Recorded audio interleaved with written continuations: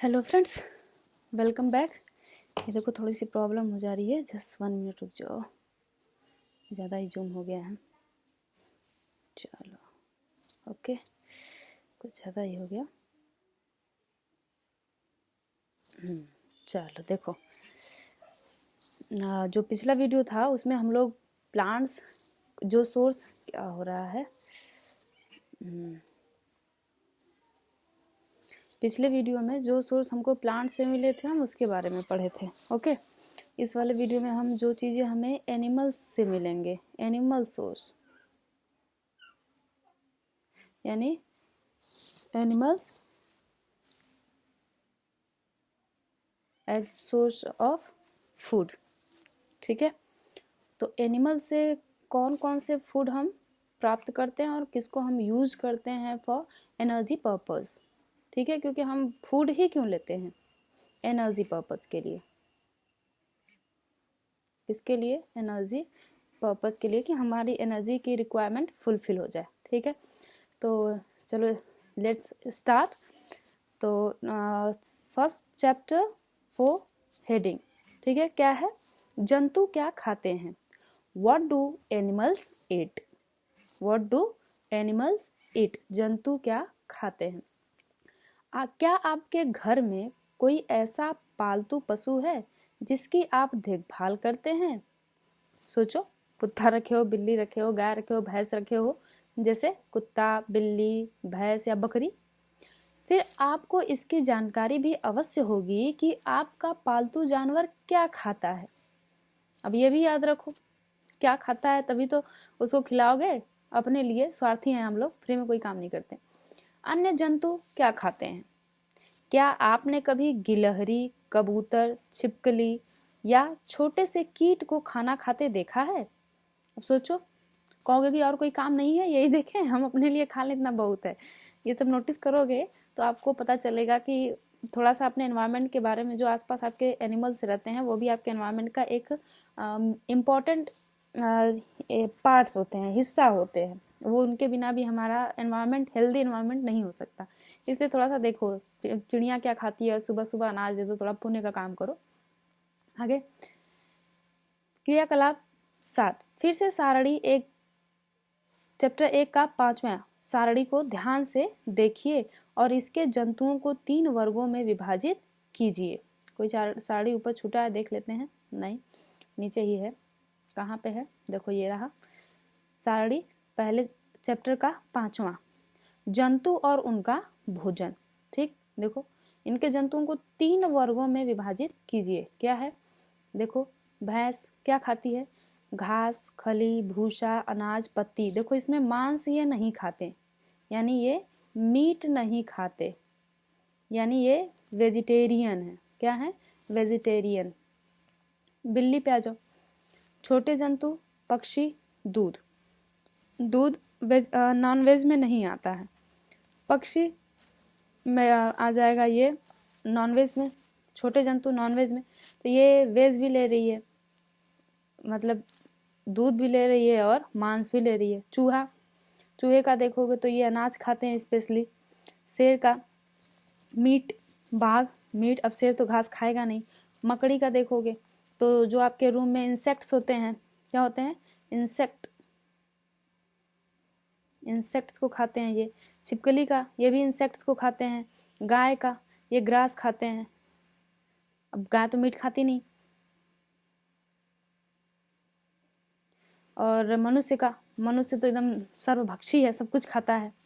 ठीक है, छिपकली कुछ लोग खा ले ही लेते हैं। जैसे यहाँ की हम बात करते हैं, जो स्पेशली आप खाते हो, मछली,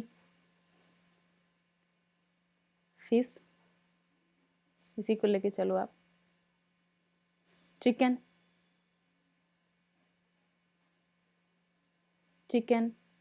मिल्क और व्हीट, राइस, पर्ल्स एक्सेट्रा। तितली पोलन खाती है, पराग, फूलों के पराग कणों को। कौवा ये मांस भी खाता है और जो आपका रोटी का टुकड़ा होता है वो भी खाता है, एक्सेट्रा आप इसमें जोड़ना। तो आप इसमें देखो ये सारी जो एनसीईआरटी है, देखो इसकी खास बात ये है ना कि आप ये आपको सोचने के लिए मजबूर कर देती है, ये इसकी खास बात है। आप अपना थॉट एलॉबरेट करो, अपने थॉट को एक्सपेंड करो, ठीक है, अपने थॉट को क्या करो, एक्सपेंड करो, ताकि तुम सोचो कि ये चार्ट आपको क्या देना चाहता है, क्या सोचने पे मजबूर कर रहा है। तो यह चार्ट चाहता है कि आप ये सोचे कि कुछ ऐसे एनिमल्स हैं जो केवल जो प्लांट्स से चीज़ें हम यूज करते हैं उसको खाते हैं या प्लांट्स को खाते हैं, और कुछ ऐसे भी एनिमल्स हैं जो प्लांट्स को खाते ही हैं, साथ ही साथ वो एनिमल्स को भी खाते हैं, एनिमल्स प्रोडक्ट को एंड एनिमल्स को भी खाते हैं। तो जो प्लांट्स को खाता है वो वेजिटेरियन हो गया और ये नॉन वेजिटेरियन हो गए, ठीक।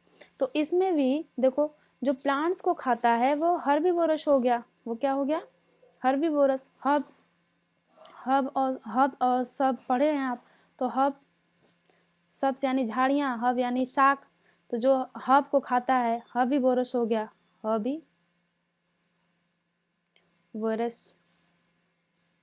हर्बीवोरस। जैसे भैंस हर्बीवोरस, चूहा हर्बीवोरस, और छिपकली हर्बीवोरस, और क्या बचा, सॉरी छिपकली तो ये जो हो जाएगा कार्निवोरस। और कहाँ गाय भी कहीं था, हर्बीवोरस हो गया। जो प्लांट्स को खाते हैं वो हर्बीवोरस हो गए, और जो प्लांट्स और एनिमल्स दोनों को खाते हैं, जो प्लांट्स और एनिमल्स दोनों को खाते हैं, प्लांट्स को भी खाते हैं और प्लांट्स को खाने वाले एनिमल्स को भी खाते हैं, उसे कहते हैं कार्निवोरस। देखो यहाँ पे थोड़ा सा उल्टा हो गया, अभी बताते हैं कैसे। जो केवल प्लांट्स को खाते हैं वो हर्बीवोरस, जो केवल एनिमल्स को खाते हैं वो कार्निवोरस, जो प्लांट्स और एनिमल्स दोनों को खाते हैं वो ये होते हैं ओमनीवोरस। वो क्या होते हैं, ओमनीवोरस। तो ये 3 टर्म आपको इस चैप्टर में याद रखना है, क्या क्या, हर्बीवोरस, कार्निवोरस और ओमनीवोरस। हर्बीवोरस जो हर्ब को खाते हैं, कार्निवोरस जो मीट खाते हैं, एनिमल्स को खाते हैं, किस एनिमल्स को, जो हर्बीवोरस को खाते हैं। ओमनीवोरस जो प्लांट्स और एनिमल्स दोनों को खाते हैं वो ओमनीवोरस हो गए, ठीक। अब देखो आपने इसको फिलअप कर लिया, अब नेक्स्ट आगे देखो क्या है, अब यही देखो शुरू होगा, जो बताया मैंने वही है। चैप्टर 1 फिगर सारणी इंडेक्स 5 को ध्यान से देखिए और इसके जंतुओं को 3 वर्गों में विभाजित कीजिए। कर दिया मैंने।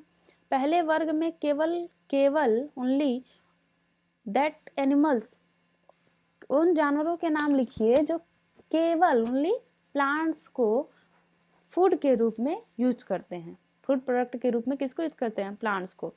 उन्हें क्या कहेंगे, शाकाहारी जंतु या हर्बीवोरस एनिमल्स, या हर्बीवोरस अपने आप में शाकाहारी, हर्बीवोरस उन्हें क्या कहते हैं, हर्बीवोरस कहते हैं। ये टर्म आपको पता होना चाहिए क्योंकि आगे आपको ये कई जगह मिलेगा, स्पेशली यहाँ पे इंग्लिश टर्म आप याद रखोगे, क्या, हर्बीवोरस।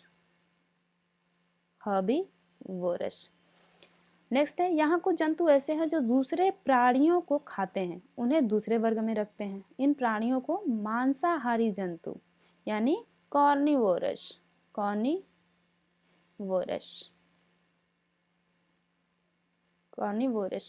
क्या आप कुछ ऐसे जंतु के नाम बता सकते हैं जिनका भोजन पौधे और जंतु दोनों ही होते हैं? इन्हें तीसरे वर्ग में रखते हैं, इन्हें सर्वाहारी जंतु या ओमनीवोरस कहते हैं। जैसे आप एक पिरामिड बना लो, ये आपने बना लिया क्या, पिरामिड में जो ग्राउंड लेवल है ये हो गया आपका प्लांट्स, जो ऑटोट्रॉफ्स होते हैं, खुद अपना भोजन बनाते हैं, ठीक, प्लांट्स हो गया। तो प्लांट्स को ऑटोट्रॉफ्स कहते हैं। अब फिर प्लांट्स को खाने वाले जो हैं, यहाँ से प्लांट्स को खाने वाले क्या हो जाएंगे, हर्बीवोरस। फिर प्लांट्स को खाने वाले हो हर्बीवोरस, फिर ऊपर आएंगे तो ये जो प्लांट्स को खाने वाले एनिमल्स को खाते हैं, जैसे बकरी, प्लांट्स को खाती है गाय। अब इनको खाने वाला जैसे हो गया फॉक्स, तो अब फॉक्स किसको खाएगा, बकरी को, ये हो गया कार्निवोरस। और जो टॉप पे होते हैं जो ये, अब यहाँ पे जो समझो इनको, ये बेचारे जो इन दोनों को खाते हैं उनको कहेंगे ओमनीवोरस। वैसे पिरामिड की बात करोगे तो कुछ एनिमल्स इसमें आते हैं जो इसको खाते हैं, कुछ इसमें भी आते हैं जो इसमें मांस को खाते हैं, इसमें दोनों को मिला के हमने ये अलग कैटेगराइज कर दिया इस फिगर के लिए। और अब जब फूड साइकिल में बात करोगे, पूरा फूड वेब फूड साइकिल, तो उसमें आपका जो पिरामिड बनेगा वही primary consumer, secondary consumer, tertiary consumer, वो फिगर थोड़ा सा अलग है। लेकिन यहाँ पे जो मैंने बताया ये इस बेस को लेके बताया कि कौन प्लांट्स को खाता है और कौन एनिमल्स को खाता है और कौन इन दोनों को कंज्यूम करता है। ठीक है, तो ये क्लियर हो गया होगा आपका। आगे अब आप बताओ, अब आपको ये साड़ी पूरा फुलफिल करनी है। शाकाहारी में कौन है, शाकाहारी यानी वही हर्बीवोरस, कार्निवोरस, ओमनीवोरस। हर्बीवोरस में गाय, भैंस, बकरी, और मांसाहारी में शेर, लोमड़ी, और ऐसे ही टाइगर, लायन, टाइगर, फॉक्स। और सर्वाहारी में आ जाओगे जो दोनों खाता है, कैट भी आ जाएगा जो दोनों खाएगा। और उसके बाद आ जाए कैट हो गया, इसमें से आप कुछ ले सकते हो कि जो दोनों खाते हैं, जैसे ये हो गया क्रो, को अच्छा दिया है, क्रो हो गया। उसके बाद आ गया ये कैट हो गया। फिर कुछ और एनिमल्स आप ऐसे ढूंढो जो दोनों खाते थे, डॉग भी दोनों खाते हैं। पहली जानना चाहती है कि सारणी 1.6 यानी चैप्टर 1:6 फिगर को भरते समय मनुष्य को आप किस वर्ग में रखेंगे। भाई मनुष्य ये भी खाता है, ये भी खाता है, तो मनुष्य किस में आएगा।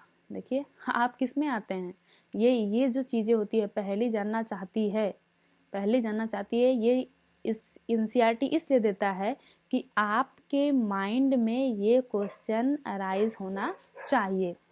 आप यहाँ पे वास्तव में पहली आपको बनना चाहिए, तो आपके माइंड में ये चीज़ें आनी चाहिए। यदि आ रहा है इसका मतलब कि आपका दिमाग जिंदा है, इसका मतलब एनसीईआरटी का जो उद्देश्य है वो पूरा हो रहा है। यदि नहीं आ रहा है इसका मतलब आप कुछ एनसीईआरटी से सीख नहीं रहे हैं। खैर, हम जानते हैं कि हम में से बहुत से लोग ऐसे हैं जिन्हें पर्याप्त भोजन नहीं मिलता। हमें ऐसे उपाय खोजने की आवश्यकता है जिनके द्वारा देश में अधिक खाद्य उत्पादन किया जा सके।